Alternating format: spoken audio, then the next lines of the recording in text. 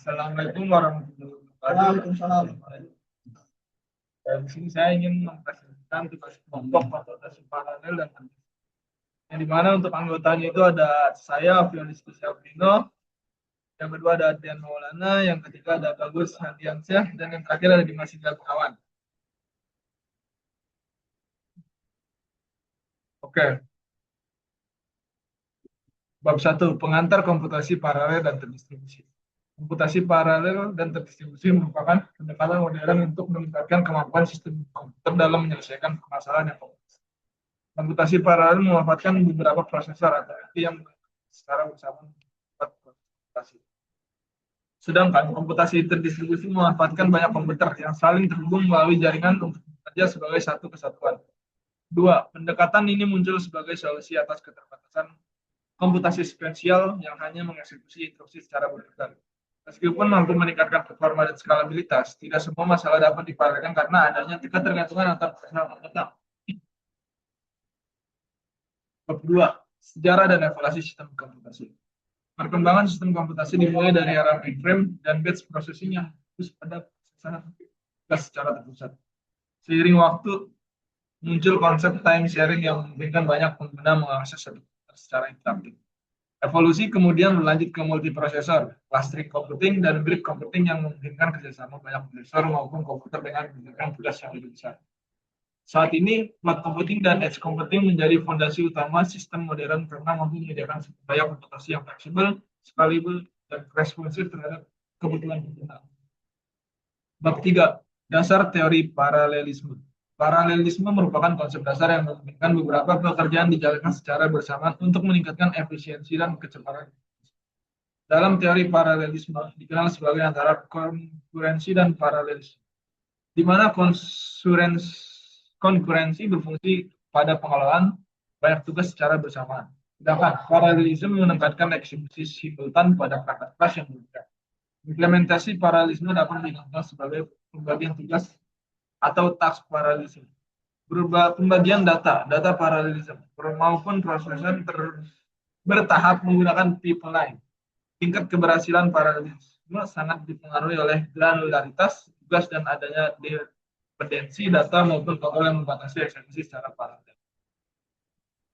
Bab 4. Dasar arsitektur komputasi paralel. Arsitektur komputasi paralel dibangun dari komponen utama seperti CPU, core, dan thread yang bekerja sama untuk menjalankan banyak proses secara bersama. Perkembangan teknologi menghasilkan arsitektur multicore pada CPU dan monitor pada GPU yang dirancang untuk menangani kebutuhan komputasi paralel dalam skala besar. Selain itu, klarifikasi lain seperti ISD, CMD, IMSD, dan MIMD digunakan untuk memahami pola pemrosesan instruksi dan data dalam sistem komputer. Kinerja sistem paralel juga dipengaruhi oleh model memori yang digunakan, seperti shared memory dan distributed memory, serta faktor bottleneck yang dapat menghambat pertumbuhan. Bab 5. Proses, treat, dan execution model. Proses dan treat merupakan dua konsep penting dalam pelaksanaan komputasi paralel. Proses adalah program yang sedang berjalan dengan sumber daya dan ruang memori sendiri. Sedangkan thread merupakan unit eksekusi yang lebih ringan dan dapat berjalan di suatu proses. Pemanfaatan multi-reading memungkinkan beberapa tugas dikerjakan secara bersamaan sehingga meningkatkan efisiensi penggunaan. Dalam pelaksanaannya, sistem operasi yang berperan mengatur penjadwalan, sinkronisasi, serta perpindahan konteks antar thread. Namun, penggunaan thread yang berlebihan dapat menimbulkan overhead sehingga perlu dikelola dengan baik agar manfaat paralelisme tetap optimal. Oke, selanjutnya bab 6 di model komunikasi proses. Bab 6. Model komunikasi proses. Dalam sistem paralel dan terdistribusi, komunikasi antar proses menjadi faktor penting untuk memastikan pertukaran data berjalan dengan baik. Dua model komunikasi yang umum digunakan adalah share memory dan message passing. Share memory memungkinkan beberapa proses mengakses data yang sama secara langsung, sedangkan message passing mengandalkan pengiriman dan penerimaan pesan antar proses. Efektivitas komunikasi dipengaruhi oleh latensi, bandwidth, serta mekanisme komunikasi sinkronus dan asinkronus. Oleh karena itu, biaya komunikasi harus diperhatikan karena dapat mengaruhi efisiensi dan kinerja keseluruhan sistem paralel. Bab 8, sinkronisasi dalam sistem paralel. Sinkronisasi merupakan mekanisme yang digunakan untuk mengatur akses terhadap sumber daya bersama dalam sistem paralel. Tanpa sinkronisasi yang baik, berbagai masalah seperti race condition, deadlock, levelock, dan starvation dapat terjadi sehingga menyebabkan hasil komputasi tidak konsisten atau bahkan menghentikan proses eksekusi. Untuk mengatasi masalah tersebut digunakan berbagai alat sinkronisasi seperti mutex, semapur, dan barrier. Meskipun penting untuk menjaga konsistensi data, sinkronisasi juga menimbulkan overheat yang dapat mengurangi efisiensi sistem jika dilakukan terlalu sering. Bab 8, dasar dasar algoritma paralel. Algoritma paralel dirancang untuk memanfaatkan banyak prosesor atau inti agar proses komputasi dapat diselesaikan lebih cepat dibanding algoritma sekuensial. Langkah awalnya adalah melakukan problem decomposition, yaitu membagi masalah menjadi beberapa bagian yang dapat dikerjakan secara bersamaan. Setelah itu, tugas-tugas tersebut didistribusikan ke unit pemproses melalui proses task mapping.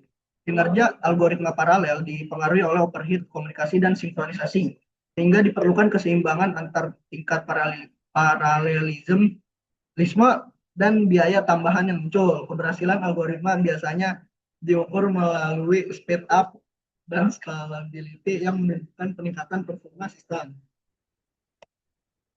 9. Komunikasi data dan komputasi paralel dan terdistribusi. Komunikasi data dan komputasi paralel merupakan dua bidang yang saling berkaitan namun memiliki fokus yang berbeda.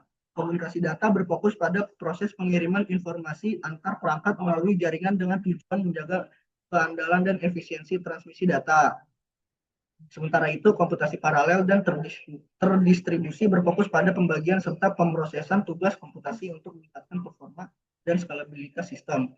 Dalam implementasinya, komunikasi berperan sebagai pendukung utama karena setiap sistem paralel dan terdistribusi memerlukan pertukaran data antar proses dan node. Oleh karena itu, keberhasilan sistem modern bergantung pada keseimbangan antara kemampuan komputasi dan efisiensi komunikasi data. Selanjutnya bab 10, model pemrograman paralel. Model pemrograman paralel menyediakan pendekatan untuk mengembangkan aplikasi yang mampu memanfaatkan sumber daya komputasi secara bersamaan. Dua pendekatan utama yang digunakan adalah thread dan base model dan proses base model. Selain itu, terdapat model shared memory yang memungkinkan beberapa unit eksekusi berbagi ruang memori yang sama, serta message passing yang mengandalkan pertukaran pesan antar proses. Masing-masing model memiliki kelebihan dan tantangan tersendiri, terutama dalam aspek komunikasi, sinkronisasi, dan pengelolaan sumber daya. Pemilihan model yang tepat sangat menentukan efisiensi dan performa aplikasi paralel yang dibangun. Oke, bab 11 yaitu arsitektur, cluster, dan high performance computing atau HPC. Arsitektur cluster dan high performance computing atau HPC dirancang untuk menangani kebutuhan komputasi yang sangat besar dengan menggabungkan banyak komputer dan node menjadi satu sistem terpadu.